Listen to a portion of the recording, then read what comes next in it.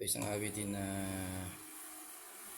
napalubag sa sitwasyon na yung mga karakter sila yung bumuo ng buod ng kanta. Ito ginawa ko nung 2024 August 3. Pakinggan nyo.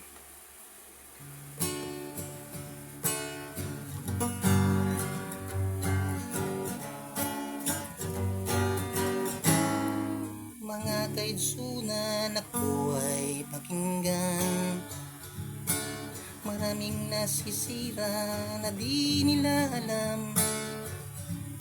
Dahil sa kasisip-sip, inodong at hinday, kapalit ba'y pakinabang, lagi nilang antay. Di sila mawawala kahit saan man, o ano bang lugar. Laging lumilipit kahit kanino lang, ang sip-sip na mahilig gusto lang tumaw. Laging sumisiksik, ayaw mausan. Buksan ang mga mata, kahit umikit pa, ramdam nyo sila kahit nasaan pa. Mga taong linta, lubhang sumisira, bulong ng bulong sa tenga umuugong, laging nakasumbong, parang mga langaw sa dumi ng katungkong.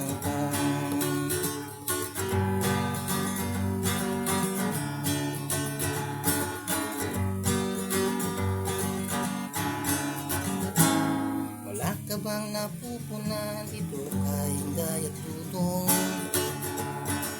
Malaki na ang bibig sa kasusumbong.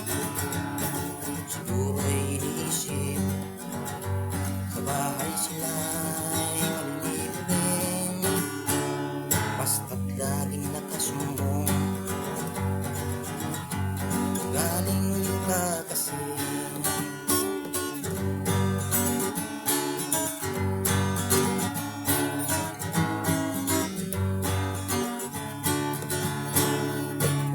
pareng dudong lagi kang nakakbay. Akala mo ay kasosyo sa negosyo ng bayaw. Kwento pa sa akin kung may kabangga, siya daw ang lagi kong lapitan.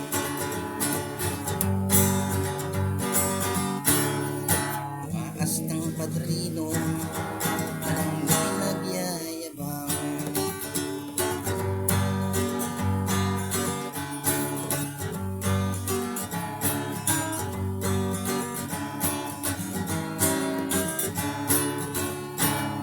Buksan ang mga mata, kahit dikit pa, ramdam nyo sila